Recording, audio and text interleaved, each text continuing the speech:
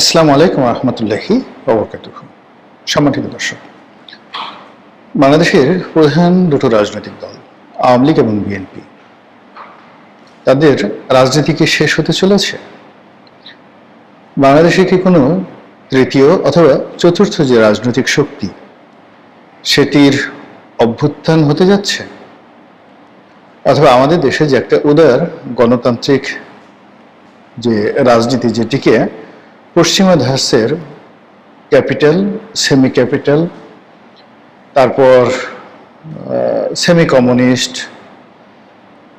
Semi ধর্মনিরপেক্ষ, আবার অনেকটা সেমি ফান্ডামেন্টাল, সব মিলিয়ে একটা ধর্মনিরপেক্ষতার আড়ালে সব কিছুর একটা জগা খিচুড়ির রাজনীতি এবং সরকার ব্যবস্থা চালু ছিল আজকের দিন পর্যন্ত। এটা কি আগামীকাল চলবে, নাকি এখানে একটা উগ্র দক্ষিণপন্থা চলে আসবে, নাকি এখানে ঠিক মার্কিন তাবেদার যে রাষ্ট্রগুলো হয় ওইরকম ধাঁচের কোনো রাষ্ট্র আসবে, অথবা আফগানিস্তান, ইরান, তুরস্ক ইত্যাদি রাষ্ট্রসমূহে যে সরকার ব্যবস্থা চলছে, রাজনীতি চলছে, আমাদের দেশে কি ঠিক সেরকম কিছু একটা শুরু হবে কিনা, এই প্রশ্নটি এখন মারাত্মক আকার ধারণ করেছে। আমরা এখন ঠিক না বেহেশত না দোজক, না উত্থান না পতন, সবকিছুর একটা মাঝামাঝি জায়গাতে রয়েছে, যা কিনা একটি জাতি গঠন, একটি রাজনীতির যে ট্রানজিশন, এর জন্য খুব যাকে বলে সাংকেতিক, অর্থবহ এবং একই সঙ্গে জটিল একটি সময় আমরা পার করছি। আপাত দৃষ্টিতে বিএনপি যারা লোকজন রয়েছেন তারা খুব খুশি যে তাদের প্রধান প্রতিদ্বন্দ্বী আওয়ামী লীগ নেই, আর আওয়ামী লীগের যে প্রতিদ্বন্দ্বী হিসেবে যারা, তারা এখন রাষ্ট্র ক্ষমতায়।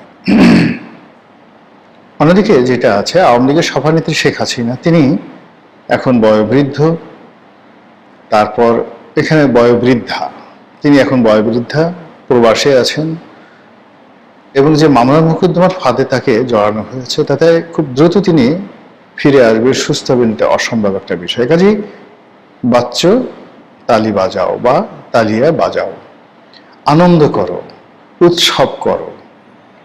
2001 সন পর্যন্ত না, 2041 সন পর্যন্ত কিভাবে ক্ষমতায় থাকা যায় সেটার পরিকল্পনা করো। এভাবে কি সম্ভব?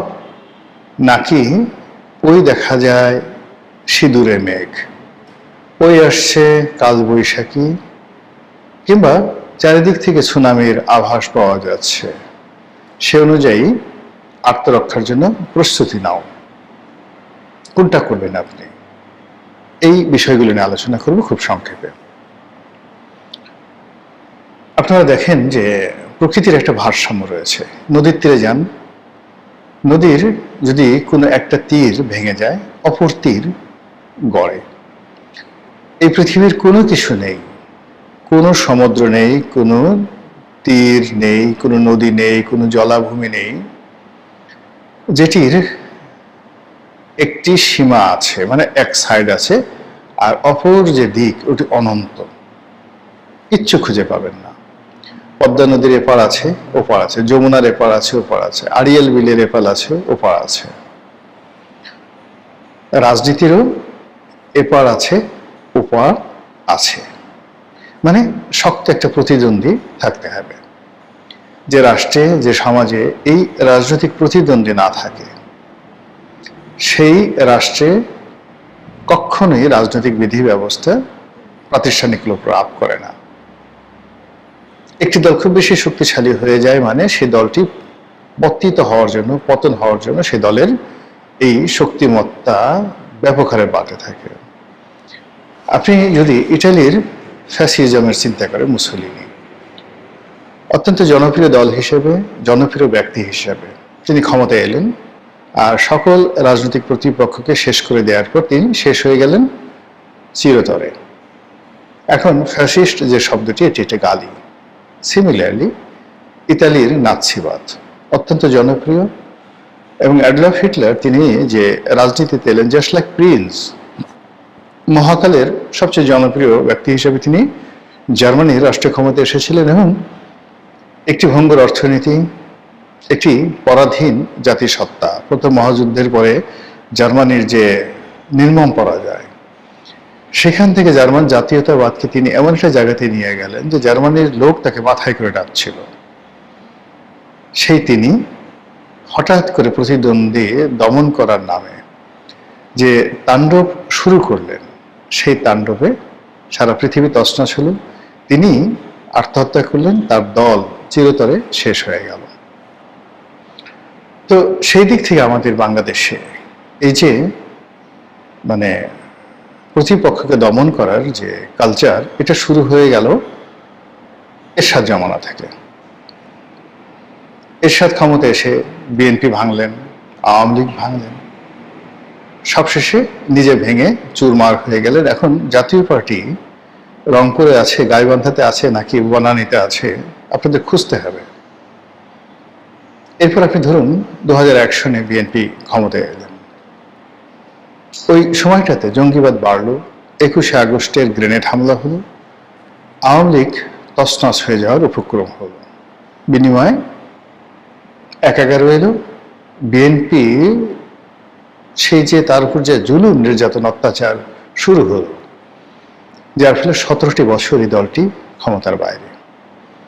এখান থেকে আওয়ামী লীগ কোনো শিক্ষা নিল না, তারা ক্ষমতায় আসার পর বিএনপিকে ভাঙার চেষ্টা করলো, আবার প্রতিদ্বন্দ্বী সরানোর চেষ্টা করলো। বিএনপির যে সভানেত্রী বা চেয়ারপারসন বেগম খালেদা জিয়া, মনে করা হলো যে তিনি থাকবে না তো বিএনপি থাকবে না, তাকে শেষ করে দেওয়ার জন্য সব চেষ্টা আওয়ামী লীগ করল। ওই সময়টাতে বাংলাদেশে অনেকেই বলেছেন, তার মধ্যে আমিও বলেছি, লিখেছি এবং বলেছি, কোটি কোটি মানুষ তার সাক্ষী। আমি সেই কালা পাহাড় ধলা পাহাড়ের গল্প দিয়ে প্রধানমন্ত্রী, তৎকালীন প্রধানমন্ত্রীকে বোঝানোর চেষ্টা করেছি, খালেদা জিয়ার পতন হলে আপনারও পতন হবে। খালেদা জিয়া যদি মারা যায় আপনি বেঁচে থাকবেন না। এর কারণ হলো যে আপনি নিজেকে যতই শ্রেষ্ঠ মনে করেন, আল্লাহ সবসময় করে কি সমসাময়িক মানে সেম যোগ্যতার লোক দিয়ে দেয় পৃথিবীতে এবং একটা দেশে। এখন তারেক রহমান সাহেব আছেন প্রধানমন্ত্রী, তার সাথে শফিকুর রহমান 19-20 পার্থক্য। তারেক রহমানের সাথে যারা আছেন, আপনি ধরেন নুরুল হক নুরু আছেন, ববি হাজ্জাজ আছেন, পার্থ আছেন, সানি আছে, ওনার এপিএস, মাহাদি আমিন আছে, তারপরে যাকে বলা হয় মাহাদি আমিনের সাথে হুমায়ুন কবির আছে। এদেরকে যদি আপনি ধরেন ক্ষমতার বলয়, এর অপোজিটে জামাতের সাথে ডক্টর মাসুদ, এনসিপি নাহিদ, সার্জিস, তারপর অন্যান্য যারা আছেন, হাসনাত আবদুল্লাহ, মানে এরা সবাই আপনি যদি ধরেন, এদের মধ্যে গুণগত পার্থক্য 19-20, শারীরিক মানসিক পার্থক্য 19-20। এখন এর মধ্যে যদি কেউ মনে করে আমি খুব সুপারম্যান, রং। আল্লাহ এইভাবে সিলেক্ট করে দেয়, এভাবে প্রকৃতি তৈরি হয়। যখন পৃথিবীর সব মানুষগুলো একসাথে তৈরি, আপনি চিন্তা করেন জুলিয়াস সিজার যখন ছিলেন তখন পম্পে দি গ্রেট ছিলেন, তখন ক্রেশাস দ্য গ্রেট ছিলেন। জুলিয়াস সিজার যখন ছিলেন তখন ক্লিওপেট্রা ছিলেন, তাকে বলা হয় one of the greatest queen ever had in the history. এরপরে ছিলেন মার্ক অ্যান্টনিও একই সময়টাতে। আলেকজান্ডার যখন ছিলেন তখন পুরু ছিল, চন্দ্রগুপ্ত মৌর্য ছিল, চাণক্য ছিল এই আমাদের ভারতবর্ষে। এরপর পারস্যে তৃতীয় দারায়ুস ছিলেন।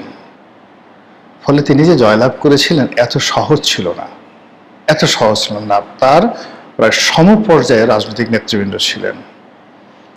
নেপোলিয়ন বোনাপার্ট যখন ছিলেন অলমোস্ট সেম, মানে তারা কখনো ফাঁকা মাঠে গোল দিতে পারেননি। যখন বঙ্গবন্ধু ছিলেন তখন নেলসন ম্যান্ডেলা ছিলেন, ইয়াসির আরাফাত ছিলেন, ফিদেল ক্যাস্ট্রো ছিলেন, মার্শাল টিটো ছিলেন, ইন্দিরা গান্ধী ছিলেন, জুলফিকার আলী ভুট্টো ছিলেন। শেখ হাসিনা যখন ছিলেন, নরেন্দ্র মোদী ছিলেন, ওখানে ইমরান খান ছিলেন, ওখানে ডোনাল্ড ট্রাম্প ছিলেন, জো বাইডেন ছিলেন, বারাক ওবামা ছিলেন, it's almost same. Angela Markle ছিলেন।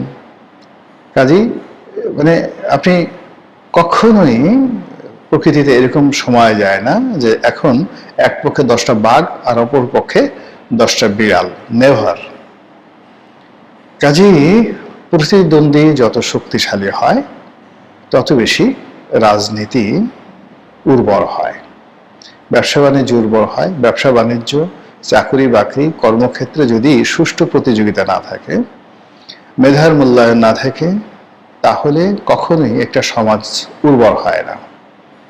তো সেই দিক থেকে আপনি দেখুন যে আওয়ামী লীগ নিষিদ্ধ হয়েছে, আওয়ামী লীগের যত পলিটিক্যাল মেধা আছেন তারা দেশ থেকে বিতাড়িত, তারা জেলখানার মধ্যে।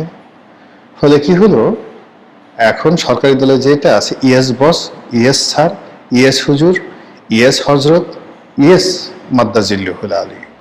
বিরোধী দলে যারা আছেন, ইয়েস মোহতারাম, ইয়েস টাটকা অলি, ইয়েস গাউস, ইয়েস কুতুব, ইয়েস আমিরুল মোমিনিন, ইয়েস আমিরুল মুসলিমিন। এর বাইরে কোনো কিছু নেই। উল্টো কি আছে, 1 2 3 4, 3-এর ছেলে কৌয়া। এগুলো নিয়ে আবার জামাতের আমিরকে নিয়ে যে সমস্ত কথাবার্তা হচ্ছে, এইবার বৈশাখী মেলায় দেখেন কি একটা ছবি গাধার পিঠে চড়িয়ে তারপরে ঘোরানো হলো। হোয়াট ডাজ ইট মিন? যা কিছু হচ্ছে এটি দুটো রাজনৈতিক দল এখন তাদের যে স্ট্যান্ডার্ড আছে সেই স্ট্যান্ডার্ডের জায়গাতে একেবারে বিলি স্ট্যান্ডার্ডে চলে আসছে। একসময় জামায়াত ইসলামী রাজনীতি করত মুসলিম লীগের সঙ্গে, জামায়াত ইসলামী রাজনীতি করত আওয়ামী লীগের সঙ্গে, বিএনপির সঙ্গে, ভরা মাঠে গোল দিত। এখন তাকে রাজনীতি করতে হচ্ছে এনসিপির সঙ্গে, তাকে রাজনীতি করতে হচ্ছে তারেক রহমান সাহেবের সঙ্গে।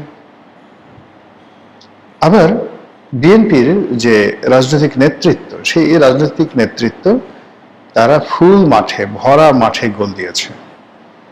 ক্রিকেট খেলা যদি ধরেন, একদিকে ইংল্যান্ড অথবা অস্ট্রেলিয়া অথবা ভারত অথবা পাকিস্তানের মতো দল ব্যাটিং করছে, আর তার মধ্যে তারা গোল দিয়ে বিজয়ী হয়েছে। আর এখন কি হলো, এখন তাদের প্রতিদ্বন্দ্বীকে, এখন তাদের প্রতিদ্বন্দ্বী সেই রাশেদ প্রধান, এখন তাদের প্রতিদ্বন্দ্বী ব্যারিস্টার শাহরিয়ার কবির, এখন তাদের প্রতিদ্বন্দ্বী সেই এবি পার্টির সাধারণ সম্পাদক ব্যারিস্টার ফুয়াদ।